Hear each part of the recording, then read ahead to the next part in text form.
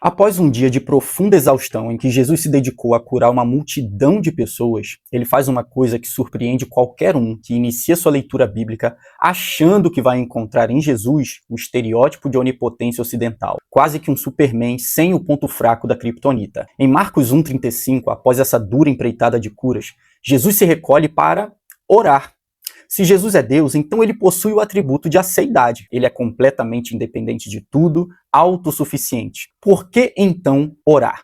Para que então pedir? Existe uma forte tendência nossa de realçar a divindade de Cristo em detrimento de sua humanidade. Mas esse tema é extremamente delicado, pois qualquer desequilíbrio em como vemos as duas naturezas de Jesus pode acarretar em heresia, simplesmente porque temos uma dificuldade quase gnóstica de aceitar que Deus experimentou nossas fraquezas de maneira plena. O Emil Brunner, no segundo volume da sua dogmática, traz uma convicção que não podemos perder. Ele diz o seguinte: Jesus foi um homem como nós? Essa questão deve ser respondida imediatamente, definitivamente na afirmativa. Mas o dogma cristológico do século V, que estava sobretudo preocupado em sustentar sua divindade, expressou isto com a maior clareza: vere homo, ou seja, verdadeiramente homem. Esse vídeo não pretende ser uma defesa da humanidade de Jesus, mas essa crença é central em toda a argumentação. Eu sei que existem teólogos que defendem a ideia de que Jesus fez seus milagres e sinais pelo seu próprio poder, mas nunca o fez para o seu próprio benefício. Mas nesse tema, eu estou com aqueles que defendem que durante o seu ministério, Jesus fez tudo pelo poder do Espírito, o qual o Pai o ungiu. Na verdade, a missão do Messias dependia disso. É isso que eu pretendo defender nesse vídeo. Ainda que, obviamente, não dê para esgotar o assunto. Mas vamos lá. No Evangelho de Lucas, vemos Jesus se retirando para orar com mais frequência do que nos outros evangelhos. Em 8 ocasiões, nós vemos o Senhor orando, e todas estas nós não encontramos nos outros evangelhos. Além disso, curiosamente, em Lucas, Jesus conta 2 parábolas sobre oração que também não são mencionadas nos outros evangelhos. Então, Lucas fez questão de enfatizar essa prática de Jesus. Às vezes, ele se dedica à oração nada mais, nada menos que a noite toda, como em Lucas 6,12. Outra vez, Emil Brunner pode contribuir com o tema. Jesus, na oração, coloca-se no nível daqueles que estão limitados em seu conhecimento dos eventos futuros.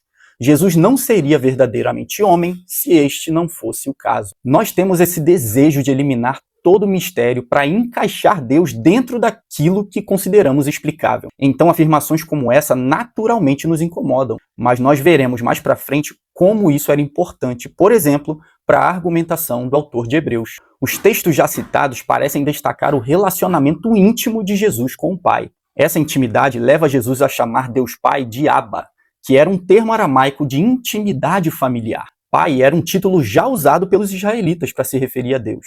Mas Jesus dá um passo além ao chamá-lo de Abba, e torna esse o principal termo usado para sua relação com o Pai, apontando para uma profunda unidade entre as duas pessoas da Trindade. Mas as passagens que mostram Jesus orando também nos remetem à total dependência que ele teve do Espírito do Pai. As duas coisas estão intimamente ligadas. Afinal, não podemos esquecer que Cristo não é o sobrenome de Jesus, mas o título que significa que ele é o ungido de Deus. O ato de ungir um rei no Antigo Testamento simbolizava que o poder do Espírito de Deus estava sobre aquele rei. E com Jesus não é diferente. Jesus é o Rei de Deus. As orações de Jesus são respondidas pelo Pai operando pelo seu Espírito. E o que parece é que o reino de Deus vem à medida que esse Espírito vai operando. Como podemos perceber em Mateus 12:28.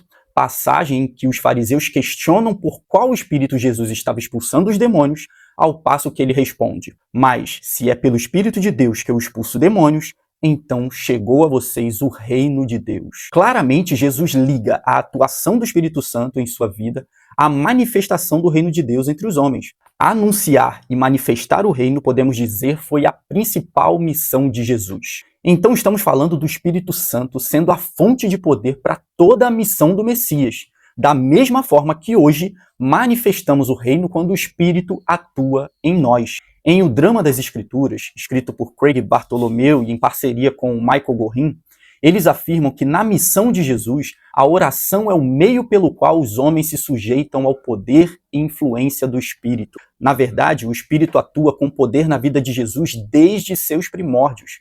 Ele é concebido no ventre de Maria pelo poder do Espírito, recebe o derramamento do Espírito no batismo, Jesus é levado ao deserto pelo Espírito para ser tentado e retorna de lá para a Galileia também pelo poder do Espírito.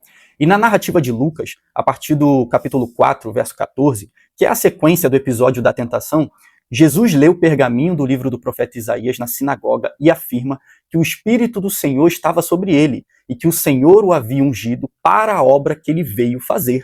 Em Atos 10, na casa de Cornélio, Pedro faz um discurso que parece deixar claro que isso era uma unanimidade na cabeça dos discípulos de Jesus. Os versos 37 e 38 dizem: sabem o que aconteceu em toda a Judéia, começando na Galileia, depois do batismo que João pregou. Como Deus ungiu Jesus de Nazaré com o Espírito Santo e com poder, e como ele andou por toda parte fazendo bem e curando todos os oprimidos pelo diabo, porque Deus estava com ele. O próprio James Dunn, teólogo importantíssimo do Novo Testamento, em seu livro que podemos traduzir por Espírito e Reino, citado no já mencionado Drama das Escrituras, afirma de forma categórica: não é tanto o caso de onde Jesus está, ali está o reino, quanto de onde o Espírito está, ali está o reino. Mas nós temos um problema quando afirmamos que Jesus fez tudo pelo poder do Espírito. E quando Jesus afirma que perdoou os pecados de alguém? Ele não fez isso pelo seu próprio poder? Mas antes de continuar, não deixe de curtir esse vídeo, se inscrever no canal e ativar as notificações. Dá para fazer tudo isso enquanto você assiste esse vídeo. Vai lá, rapidinho. Quando Jesus afirma perdoar pecados, ele parece fazer isso em resposta à fé da pessoa. É o caso de Lucas 5:20, em que o texto diz que Jesus perdoa os pecados após ver a fé que eles tinham. E também parece ser o caso da mulher pecadora que unge os pés de Jesus em Lucas 7, a partir do verso 36. A mulher reconhece quem Jesus é e crê, e por isso seus pecados estão perdoados. Crer que Jesus vinha pelo poder do Espírito de Deus, que ele era o Messias, é o que redimia essas pessoas de seus pecados. Me parece que a melhor forma de entender esse assunto é vendo Jesus como aquele que abriu mão de seus atributos. Não no sentido de perdê-los, mas de não utilizá-los. Veja o texto de Mateus 26, dos versos 51 a 54, que ocorre após a prisão de Jesus. Um dos que estavam com Jesus puxou a espada e feriu o servo do sumo sacerdote, cortando-lhe a orelha. Guarde sua espada, disse Jesus. Os que usam a espada morrerão pela espada. Você não percebe que eu poderia pedir a meu pai milhares de anjos para me proteger e ele os enviaria no mesmo instante? Se eu o fizesse, porém, como se cumpririam as escrituras que descrevem o que é necessário que agora aconteça? Ele tinha a cruz como alvo, e a cruz é um chamado para uma vida de fraqueza na dependência do Espírito de Deus. Nessa passagem, Jesus claramente deixa de utilizar determinados poderes para que a sua missão seja cumprida com fidelidade. E quando Jesus faz milagres ou parece ler pensamentos, a maneira mais coerente com o todo dos evangelhos é entender essas passagens, mais uma vez, como coisas que Jesus dependeu do Espírito do Pai para fazer. Quem pode nos ajudar com uma analogia muito boa é o Millard Erickson, que na sua teologia sistemática diz o seguinte: uma analogia adequada é a de um cofre particular em um banco. São necessárias duas chaves para abri-lo, a do cliente e a do banco. De modo semelhante, para que Jesus exercesse seu poder divino, era necessário que as duas vontades concordassem em agir de determinada maneira para que tal ação ocorresse. Assim, não podemos dizer que Cristo perdeu sua onisciência, mas ela parece ter se limitado ali à esfera do inconsciente, necessitando da ajuda do Pai para trazê-la ao nível do consciente. Na teologia, chamamos isso de problema kenótico, que vem de kenosis, palavra usada em Filipenses 2:7, para falar desse esvaziamento que Jesus teve, abdicando de usar seus atributos. Vale um vídeo só sobre o problema kenótico, mas aqui a gente vai focar somente na dependência do Espírito que Jesus teve em seu ministério terreno. Mas afinal, que aspecto da missão era esse? Era mesmo necessário que ele se fizesse como nós em tudo? E a resposta é sim, segundo o autor de Hebreus. Na passagem de Hebreus 2:17, a gente vê de maneira ainda mais clara a dependência que o ministério de Jesus tinha dessa tarefa de se fazer como nós em tudo, exceto em nosso pecado. Portanto, visto que os filhos são pessoas de carne e sangue, ele também participou dessa condição humana, para que, por meio da morte, derrotasse aquele que tem o poder da morte, isto é, o diabo, e libertasse aqueles que durante toda a vida estiveram escravizados pelo medo da morte. Por essa razão, e que razão é essa? Assumir por inteiro a nossa condição, incluindo a fatalidade da morte. Por essa razão, ele deveria ser semelhante aos seus irmãos em todos os aspectos, para se tornar sumo sacerdote misericordioso e fiel com relação a Deus e fazer expiação pelos pecados do povo. porque tendo em vista o que ele mesmo sofreu quando foi tentado, é capaz de socorrer aqueles que também estão sendo tentados. É uma loucura pensar que Jesus em seu ministério viveu aquilo que 2 Coríntios 12:9 diz sobre o poder que é aperfeiçoado na fraqueza. Deus e fraqueza na mesma sentença parece a maior das contradições, mas a exaltação de Jesus dependia de sua humilhação. E foi ecoando o ensino de Hebreus que Irineu de Lyon pôde afirmar que tudo o que Cristo assumiu, ele também redimiu. É compreendendo esse aspecto da missão de Jesus que passagens como a de Mateus 24:36, onde Jesus afirma não saber o dia de sua volta gloriosa, se tornam menos nebulosas. Veja o que o John Frame fala sobre essa passagem. É difícil imaginar como uma pessoa com acesso ao conhecimento divino pode não conhecer o dia e a hora de seu próprio retorno em glória.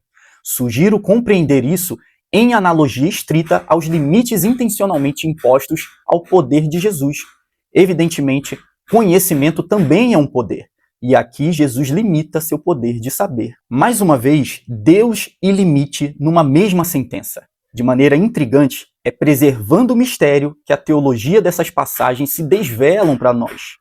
Bem-vindo à teologia. E é por isso que nós não devemos estranhar o fato de Jesus não ter agido pelo seu próprio poder durante o seu ministério, quando as Escrituras afirmam em Atos 13:30 que até mesmo a ressurreição não aconteceu pelo próprio poder de Cristo, mesmo que o Filho e o Pai sejam um e iguais em poder. Assim como nós seremos ressuscitados pelo poder do Pai, Jesus assim o foi. Eu não sei para vocês, mas para mim, o ministério de Jesus ganha ainda mais cores quando compreendemos esse aspecto da dependência a qual ele se submeteu.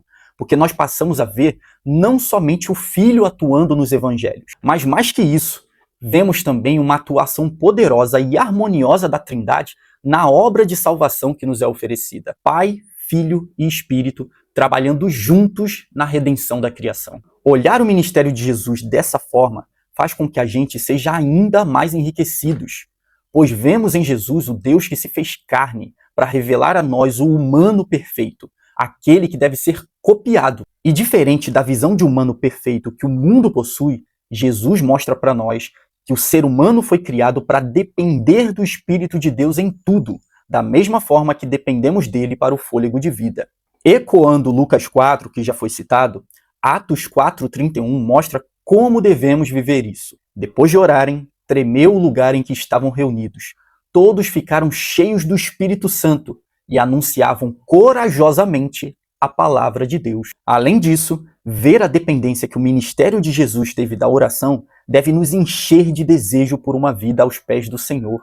Na oração, nós gritamos para nós mesmos que não somos somente nós mesmos, mas que somos, por essência, o ser em relação com Deus. O ser humano que não se relaciona com Deus é aquele que se afastou da fonte de toda a vida, bem como da própria humanidade. Comenta aqui embaixo se você quer um vídeo sobre o problema quenótico, que eu acho que seria bem bacana de trazer aqui no canal. E não deixe de compartilhar esse vídeo com seus amigos, dá um trabalhinho fazer isso aqui, então dá essa moral aí, vai.